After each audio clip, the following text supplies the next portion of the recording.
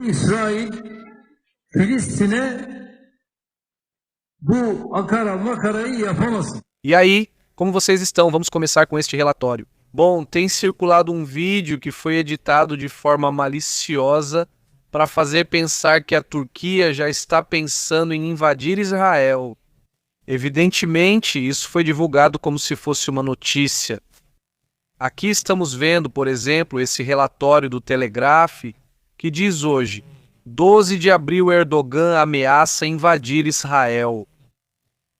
Quase caímos nessa. Evidentemente, sempre tentamos verificar tudo, mas quando vem de vários grandes veículos de imprensa, vários veículos importantes, até mesmo com vídeo, você pensa que é fácil, evidentemente, cair nisso. Mas, evidentemente, quando são temas de um nível mais alto, temas delicados, obviamente é preciso verificar de várias formas. E acontece que o vídeo foi modificado, foi editado. Sim, ele está falando sobre Israel. E sim, é muito crítico nesse assunto, mas não ao ponto de uma invasão, pelo menos não anunciada. Isso chama a atenção e envolve temas importantes. Há algum tempo existe confronto direto entre Erdogan e Netanyahu. De acordo com o que relata o presidente Recep Tayyip Erdogan, fez uma ameaça direta, mas não tanto no sentido militar, não afirmando que não há motivo para intervir. Seguro. La advertencia surge. No conflito de expansão do Oriente Médio, ele afirmou que, por enquanto, neste momento, vive-se uma situação complicada. Ele insiste que a principal razão da guerra não é tanto o Irã ou os Estados Unidos, mas sim Israel. Em um vídeo divulgado hoje, 12 de abril, que provocou alerta internacional, afirmava-se que a Turquia estava prestes a invadir Israel. No entanto, verificações que pudemos fazer e também vimos que outros veículos já estão divulgando outros vídeos, já colocaram o vídeo completo, o vídeo mais extenso e... Bom, ele não fez nenhum alerta. Sim, o discurso original de Erdogan não continha nenhuma ameaça militar, mas sim críticas e ataques, digamos, ao que está acontecendo, principalmente no Líbano. O que também acontece é que neste momento, como vocês sempre comentam aqui, em guerras, a primeira coisa que morre é a verdade, não é mesmo? Isso também deve ser considerado nesses tempos. Paralelamente, a Turquia realmente intensificou a retórica contra Benjamin Netanyahu, chamando-o de Hitler dos nossos tempos e outras coisas que já disse sobre ele. Ou seja, se há confronto ou choque, isso não é novidade e já ocorre há algum tempo. Erdogan já usou repetidas vezes palavras como maníaco, psicopata, vampiro. Bom, ele já falou de tudo. A promotoria turca apresentou acusações contra 35 funcionários israelenses, incluindo o próprio Netanyahu, por crimes contra a humanidade. Ou seja, vamos lá, existe um choque forte, tremendo, político já faz um tempo, mas daí a dizer que um país da OTAN vai invadir Israel são palavras muito sérias, evidentemente. E bom, o que acontece é que é um conflito verbal que já existe há algum tempo e que já faz um tempo vem ficando cada vez mais intenso. Se isso vai levar a um conflito futuro, talvez, quem sabe, pode ser. Mas também não podemos esquecer que Erdogan é uma pessoa que está na linha de se tornar um ditador. Na verdade, para muitos ele já é.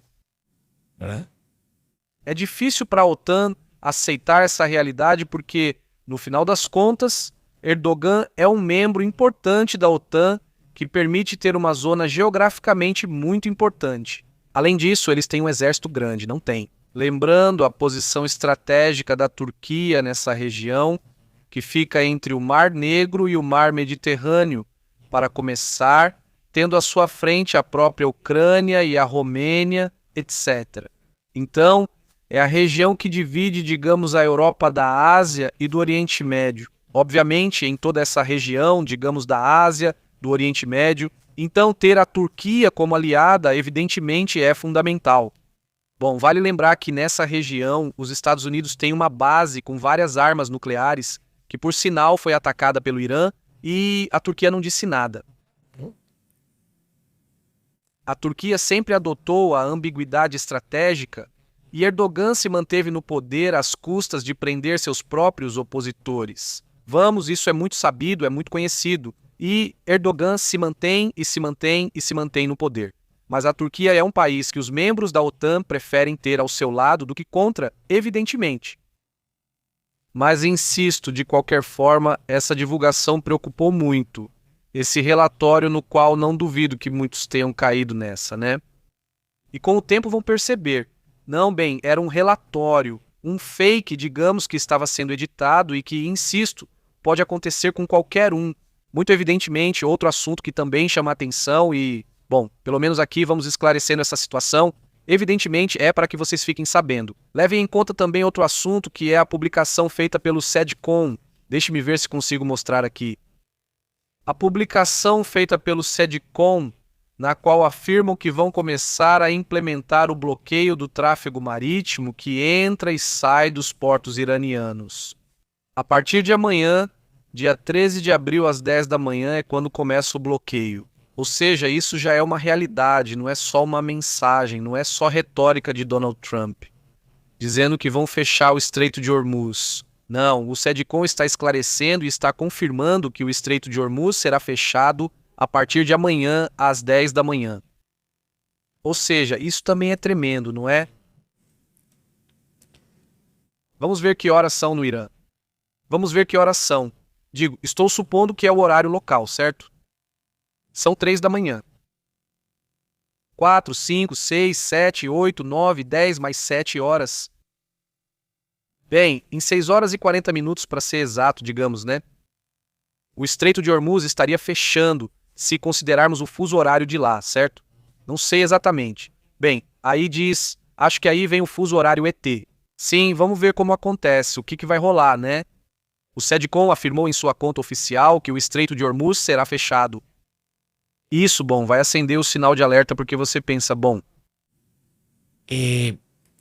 já agora, e isso a gente vai conversar mais tarde à noite, só para adiantar um pouco do que a gente vai conversar. Agora já se fala que Donald Trump, nesse momento, já tem na sua mesa quais vão ser os próximos alvos militares dentro do Irã. Ou seja, os ataques vão continuar, as operações militares vão seguir. O cessar-fogo está a poucas horas de terminar, segundo essa informação. Enquanto isso, o petróleo está subindo. Já vimos há pouco que estava a $102, agora subiu para 100. $103 o Brent e a $105 o WTI, o Texas, o WTI Texas, o petróleo que também está a $105. Aqui está bom, o petróleo está subindo. Não há dúvida. Pois obviamente não, o petróleo não caiu por causa do acordo, por causa do possível acordo. Isso é muito claro. Daqui a pouco vamos conversar também sobre o que está acontecendo em Israel, porque há vários assuntos importantes nesse conflito que estão escalando. Mas queria comentar e esclarecer isso rapidamente. Não quero me alongar muito, porque daqui a pouco teremos uma transmissão um pouco mais longa, mas só algumas coisas. Isso que acabei de comentar, né? Essa situação...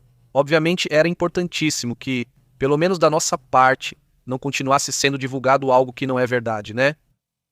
Tenho certeza que muitos vão acreditar. E como não? Eu entendo. De repente você vê o Telegraph, não sei o quê, vários meios de comunicação sérios já estão noticiando o assunto e até retirando as notícias. Muitos meios que perceberam ser fake news já removeram a reportagem. Isso pode acontecer com qualquer um de nós. Faltou pouco para escapar da gente também. Ou seja, é evidente que isso é complicado, porque no final das contas isso é constante. Não é só a guerra da informação e pronto. Tem também a da desinformação. Na verdade, vamos mostrar para vocês porque está aqui no The Telegraph. Permitam-me. Aqui ainda está. Deixem-me, vou dar uma olhada para ver se a matéria ainda está ou se já tiraram. Não, ainda está. Pelo menos ainda está. Daqui a pouco eles vão tirar. Mas tudo bem, isso também faz parte do que está acontecendo no mundo. É lógico que esse tipo de disputa aconteça. E vai que numa dessas. O que pode acontecer é que essa questão turca vai escalando. Me refiro a outros assuntos antes de irmos para outros temas também importantes.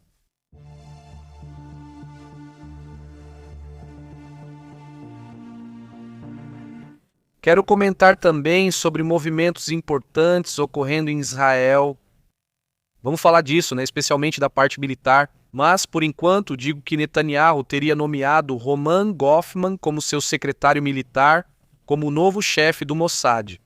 Pois o que estamos vendo aí, o general de divisão israelense, sua mãe reconhece sua humildade, ele vai assumir o cargo a partir de junho. Obviamente não é um tema fácil. Ou seja, vão passar alguns meses até que ele assuma o cargo como chefe ou como novo chefe do Mossad. O primeiro-ministro israelense oficializou hoje, domingo, por sinal, curiosamente, a nomeação deste general de divisão, Roman Goffman, como o próximo diretor do Mossad, cargo que só assumirá no verão, especificamente em junho, no dia 2 de junho. Isso também é importante comentar. São movimentos que, no fim das contas, já eram esperados, mas agora já foram anunciados, já são oficiais. Aliás, dentro de toda essa questão, deixem-me contar mais algumas coisas antes de irmos para outros assuntos. Já está começando a aparecer na mídia, isso que estou comentando sobre os preços do petróleo, porque todo mundo estava esperando por isso, mas agora já começam a surgir as reações. Começam a aparecer as reações de que, bom, o acordo fracassado está elevando os preços acima dos $100, dizem os preços do petróleo. Disparam novamente acima dos $100, enquanto a Marinha dos Estados Unidos garante que vai bloquear o porto do Irã após o fracasso das conversas de paz. Isso implicaria muito risco. Agora sim, entramos em um nível de risco que não tinha sido observado nesse conflito, porque é preciso lembrar que até agora as forças navais tinham se mantido longe dessa área, permaneciam nessa região ou até mais atrás. E lado no mar Mediterrâneo também. Os militares da Marinha não tinham querido se envolver com aviões e com aviões tinham operado dentro do Irã, mas digamos que até aí não tinha se espalhado muito. Isso também é interessante. Não, o bloqueio é um passo que não era esperado, é um passo que realmente surpreendeu, embora já tenham especificado que não vão bloquear, por exemplo, o petróleo. Os que vierem do Catar, embora eles digam e suspeitem que foram pagos pelos iranianos, esses sim vão bloquear, esses sim vão parar. Supostamente, bem, como vão saber se pagaram ou não pagaram? Isso é muito difícil, né? Mas digamos que isso também faz parte do que está acontecendo, né? Bom, isso é interessante. Aliás, bom, ele vai assumir o poder em breve. Tem esse personagem que agora é pouco conhecido, Peter Magyar, né? Esse que está aqui. Lá na Hungria, um pouco da vida dele. Ele é conservador, liberal e um pouco de centro. Não é totalmente liberal nem apenas conservador. De acordo com o que relatam, ele é contra as políticas da União Europeia em relação à questão da imigração. Ele não é muito favorável à imigração. Ele diz que, vamos lá, está aberto a certo tipo de, vamos dizer, abertura para o turismo, para outras coisas, mas não assim de portas abertas para que todo mundo entre. Também não, né? Apesar de que diziam isso, bom, e até que ponto ele é de centro, de esquerda ou de direita? Bom, aí está, né? Ele é pró-mercado liberal e defende pagar impostos para limitar o poder do Estado, afirma. Ele é anti-Putin, mas em relação à Ucrânia pensa de forma muito parecida, pois, embora seja anti-Putin, também não é como se fosse dar carta branca para a Ucrânia em tudo. Ou seja, também não é assim. Digamos que ele tem um lado moderno. Ele também tem, né? Bom, nesse sentido, são algumas coisinhas que se sabe sobre ele, né? Ele planeja aumentar os gastos militares para 5%, como fez a Polônia, né? E bom, digamos que essas são algumas das coisas que se sabe que estão sendo publicadas agora mesmo sobre esse personagem e vamos ficar atentos para ver como vai ser, como toda essa situação vai se desenrolar. Aliás, também é interessante essa imagem que chama a atenção, vamos ver se conseguimos ver por aqui. É isso aqui, isso no metrô, Hungria. Vamos ouvir esse momento.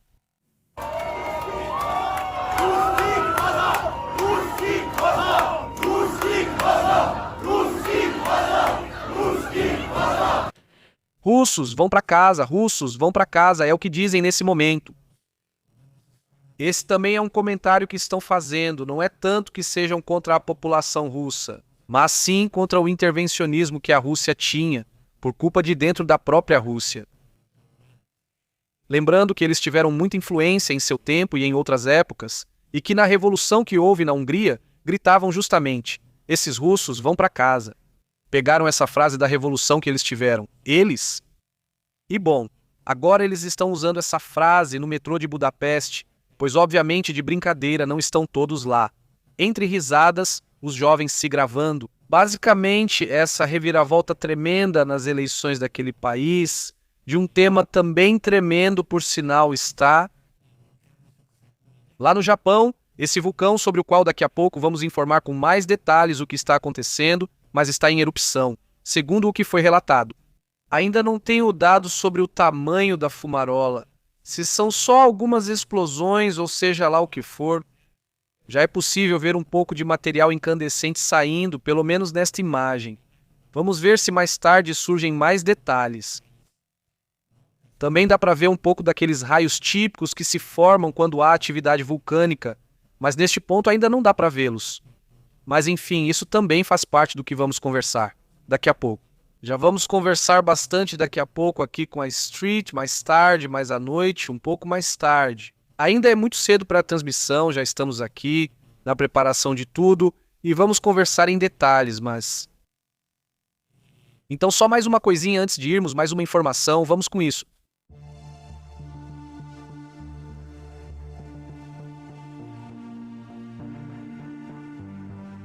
Neste momento há uma questão com Cuba. Cuba reativa as usinas elétricas flutuantes operadas por uma empresa turca, um assunto que chama a atenção. Um navio gerador de energia flutuante operado pela companhia turca Car Power Ship voltou a Cuba para apoiar o sistema elétrico da ilha. Aí vem, veja, ficam as notícias de, ficam para ver, ficam, fornecimento em meio a esta prolongada crise energética.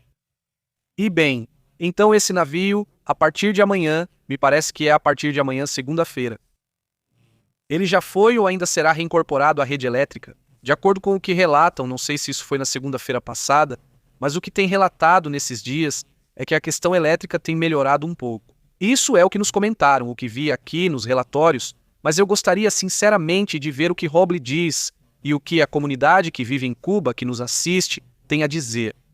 Vamos ver se há um pouco mais de estabilidade nesse sentido. Tomara que sim. O problema é enorme. Afirmam que no dia 31 de março, quando chegou o navio Anatoly Klin, que é esse navio russo que levava 100 mil barris ou não sei quantos, da Rússia para Cuba. Mas enfim, agora aparece esse navio elétrico, uma espécie de navio turco, que gera eletricidade a partir do próprio navio. É algo estranho e interessante, mas eles buscam soluções alternativas para essas situações. Então elas vão chegar. Chegaram 700 mil barris, supostamente com o navio-tanque, é uma quantidade impressionante, mas obviamente a necessidade é muito grande. Não para os cubanos. E tomara que em breve haja uma mudança nesse sentido. Não, já está na hora de haver mudanças nessa ilha que se recusa a mudar, pelo menos o regime se recusa a mudar. Vamos a outros assuntos importantes e aos comentários rapidamente.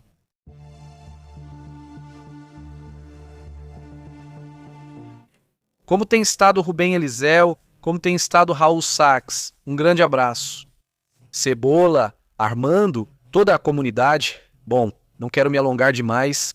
Daqui a pouco vamos aos comentários. Um grande abraço a todos os pepenautas, Muito obrigado pelos comentários. Uma boa tarde para você também, Cebola. Como tem estado?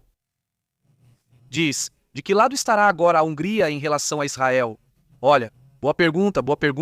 Vamos ter que observar, Como vai, como está, o que acha sobre a questão do Irã, como vai lidar com isso, como vai se relacionar especificamente com os Estados Unidos.